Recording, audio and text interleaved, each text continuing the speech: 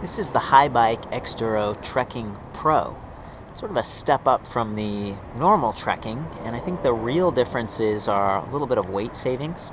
This one has sort of an upgraded air fork by RockShox. It's a Paragon with 65 millimeters of travel and remote lockout. It's pretty sweet. And then the front hub is just a standard hub instead of a dynamo. So these lights actually run off of the main battery pack, and that saves some weight right there. Besides that, they're very similar, and they both come in a high step and sort of a step through design. That's what you're seeing here. It's not quite as low as a true step through, so I guess kind of think of it as a mid step. Still a little bit easier to mount though, and that's really cool. And these bikes are just phenomenal for getting around town and commuting, but also for actual touring. That's the whole like trekking, like going on a trek or something like that. And they come in a number of sizes to really fit your body type. As I mentioned, low step and high step. The high step versions come in 48, 52, 56, and 60 centimeter, whereas the low steps come in 44, 48, and 52. So, quite a few choices to go from.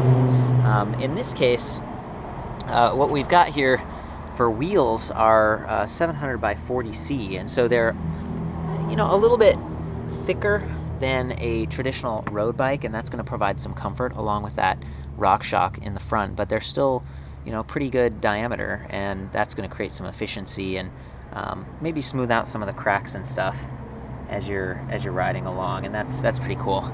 It's got 27 speeds here, which is really unique. So one of the challenges with electric bikes is that with a mid-drive system, a lot of them only have one ring, one sprocket at the front, right? And that makes it less complex, and there's fewer moving parts up there because there's extra strain being applied by the motor. But that means usually in the rear you can only fit like 10 or 11 at most rings. So what they've done here is they've got this SRAM dual drive 3-speed along with a 9-speed cassette, right? So you can see the derailleur right here, SRAM dual drive. So 9 times 3 is 27. You've got your trigger shifters up here to go through the 3 gears and then the 9. So it's a pretty sweet setup. You've got a really good range there for pedaling and for climbing or for reaching higher top speeds, and just makes this a really good sort of all-purpose bike. I also really love the fenders. As you can see here, they're kind of like plastic polycarbonate with a little bit of a mud flap at the back, and then you've got light right here in addition to reflector. Got the front fender as well, full length, very nice. They match and kind of adjustable here with multiple attachment points. And then of course this rack that you can use to quickly secure things or attach panniers and maybe a rear bag. It's pretty solid, and it uses standard gauge tubing, so it's gonna fit most stuff. Before I skip the tires, I should say Schwalbe Energizer Plus, and they've got this nice reflective sidewall. So you've got a lot on this bike it's gonna let people know that you're coming through and not to run over you if they're driving in a car. Solid handlebars with nice lockers at the end, and just beautiful coloring all around. Also like this fun little bell that they've got. Earlier I mentioned the suspension fork, and it does have this nice remote lockout. So if you're on really smooth, solid terrain like tarmac, and you don't need the extra bump protection or smoothing it out, you can lock out the fork, and you're going to get increased efficiency because you'll reduce the bob, and that's a pretty sweet feature. So I'll just unlock it. I tend to ride most of the time with suspension, and I actually like the full suspension high bikes because it smooths out the ride. And I mean, you've got the motor. These things, they can go like 60 plus miles per charge on the lowest level of assist, which is what I use. And so I prefer the comfort. That's part of the reason that I like electric bikes in general. So that's my preference there. I guess I might jump into the drive system real quick, but it's worth noting, check out the cabling, runs right through the frame. Really beautiful. I like it a lot. Okay, and maybe I mentioned 180 millimeter disc brake on the front, 160 on the rear. Got this nice pleasure kickstand in the rear, and the disc brakes are hydraulic. So that's cool. You only need to use a couple fingers to operate those, and they work really well. Okay, so getting into the drive system. This is Bosch's second generation center drive, and it offers 350 watts of geared motor power. This plastic casing is really just aesthetic, and it's got kind of a dash guard on the bottom to protect what's inside, but it's really tough, and it's like almost fully sealed. Got to see one of these taken apart recently. It's pretty cool.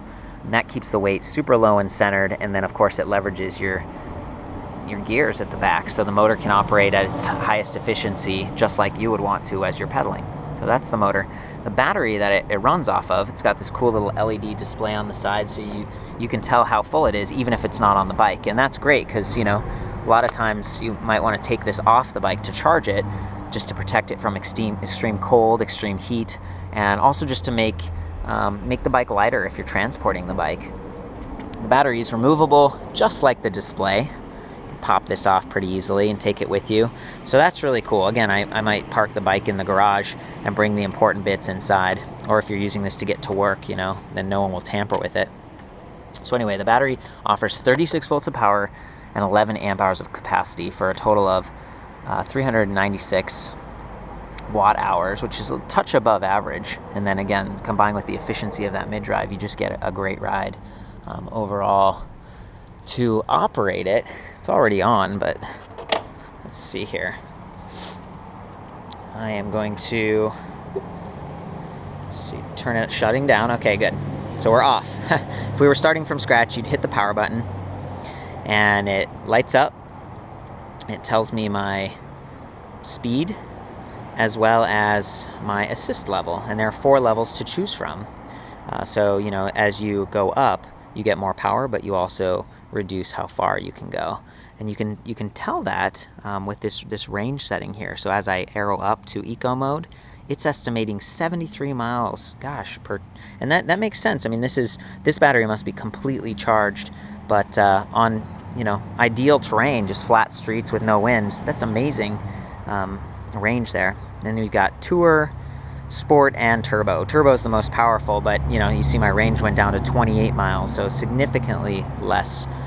You can also arrow through on these different readouts. So right now I'm on range, but I can go to odometer, trip distance, clock, max speed, average speed, and trip time. So pretty cool.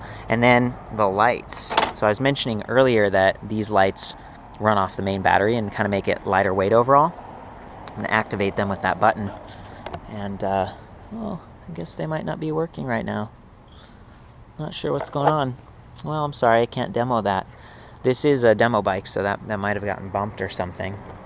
So the frame on the Trekking Pro is 6061 aluminum alloy, and you know, when you add the extra rack and the fenders and the suspension, it's a little bit heavier than some of their other high performance models. It's about 53 pounds, but you know, that's kind of on par with other electric bikes that don't have all the extra features like this, the lights and everything. So yeah, I was pretty, I'm okay with that weight, you know, and you keep the weight distribution right there in the center and low. It performs really well. Okay, so I'm going to go ahead and kick that kickstand up and take it for a little spin. I'm going to start in turbo so you can hear the motor. This is as loud as it would be. You know, this is the highest power level. So keep that in mind. It's really not too loud, you know, once you actually get riding like in eco mode. But it is geared, and so you can hear it a little bit more. Watch how quickly it responds. You know, it's measuring the speed of the bike, the speed of my cadence, the pedals, or the crank arms, I guess. And it's also measuring the torque, so how hard I'm pushing down. And it's measuring all of those like 1,000 times per second. And that makes it super responsive, right? And so that's one of the big benefits of the Bosch system here. And you'll see when I stop pedaling, that ring only keeps spinning for a little bit of time before it stops, which is great.